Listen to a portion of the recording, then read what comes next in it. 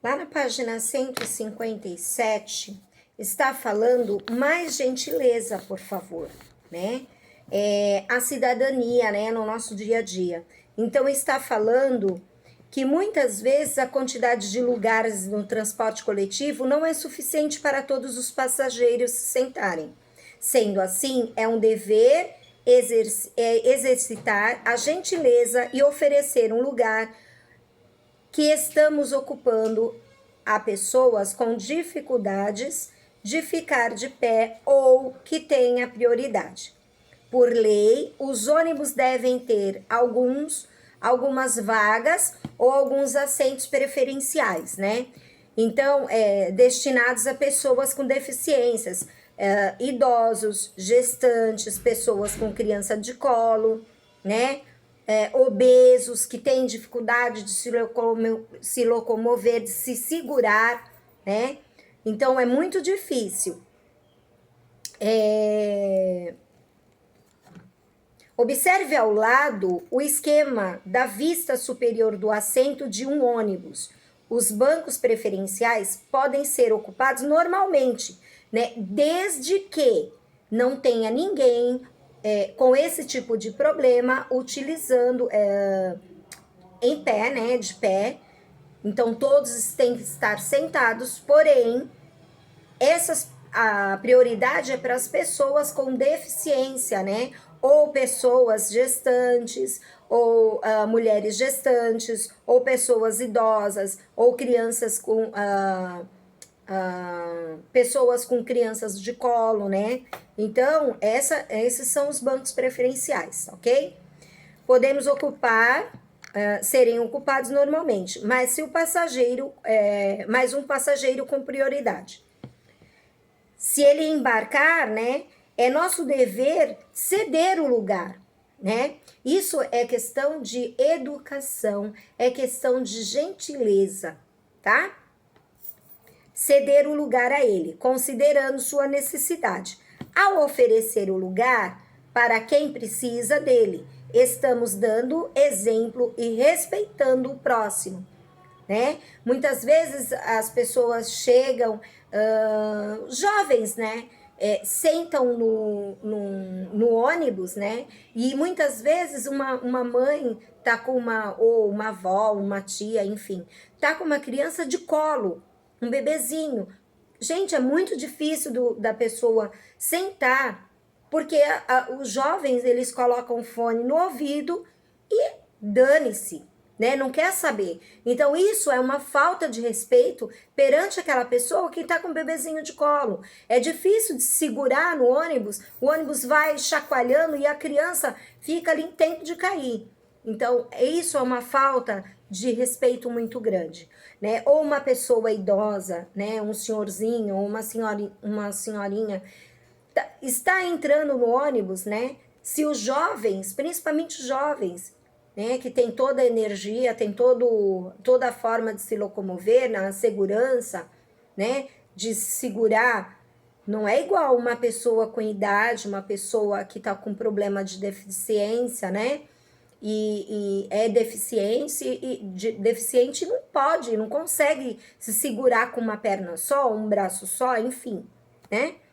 Então, é constrangedor para quem está dentro do ônibus, né? Ao oferecer o lugar para quem precisa dele, estamos dando o exemplo e respeitando o próximo, tá? Lembrem sempre disso. Em sua opinião, por que devemos ceder lugar às pessoas com deficiências físicas, idosos, gestantes, pessoas com crianças no colo e obesos? Obesos também, né? A pessoa não tem aquele equilíbrio igual uma pessoa normal tem, né? Por conta da gordura. Cite outros meios de transporte coletivo que possuem assentos preferenciais. Em que outras situações você considera importante ser gentil? Né? Então, aí vocês vão colocar, né?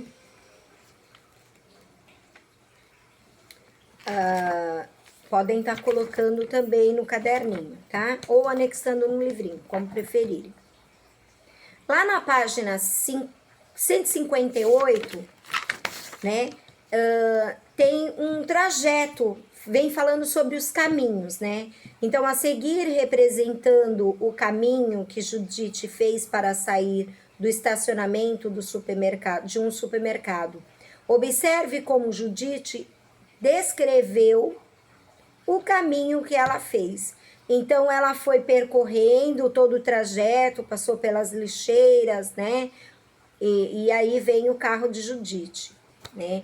O carro, ela passou, ó, tem no estacionamento, vocês verem que o trajeto aqui tem lugares, né, de pessoas idosas no estacionamento, né, para localizar o carro, colocar o carro num lugar de prioridade, né? A prioridade é uma pessoa idosa que tem que estacionar, então ela tem uma vaga preferencial, né, de idosos. Então ela tá ali no estacionamento e tem a vaga certinha com um cadeirante, pessoas idosas, enfim, tá?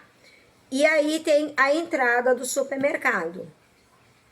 Então, para reduzir o deslocamento até o local de destino, os idosos possuem o direito de vagas especiais reservadas em estacionamentos, de maneira que estejam mais próximo da entrada do local, para ficar muito mais fácil, né, da pessoa se locomover, tá, turminha?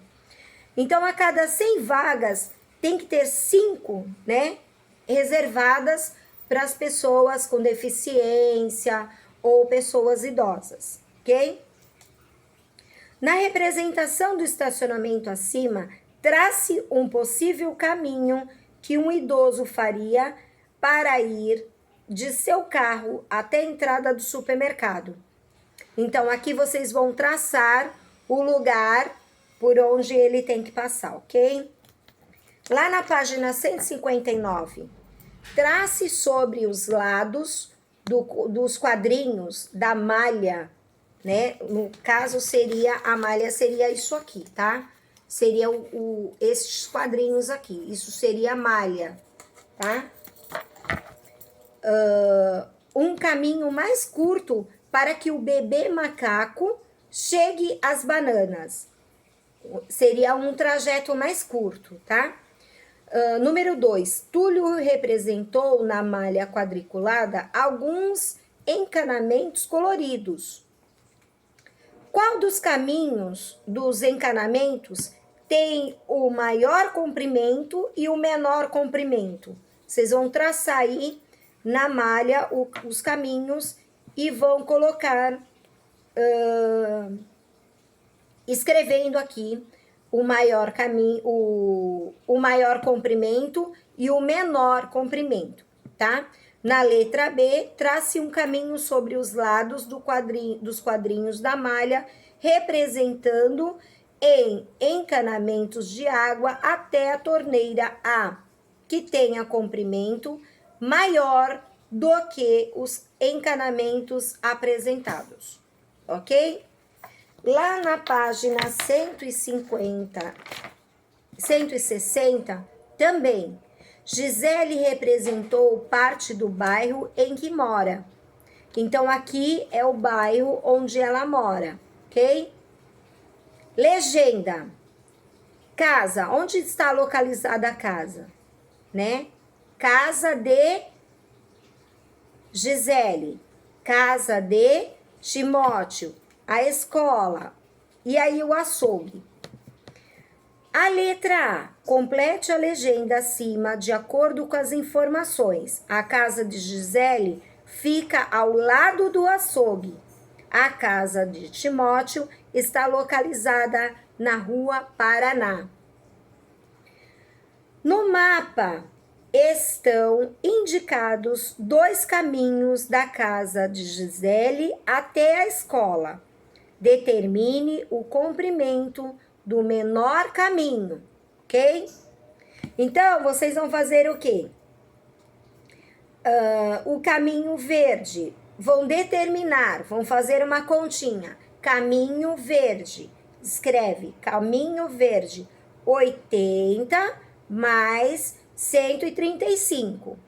80, lá onde começou, aí vai passando mais 135, ok? Quanto que dá?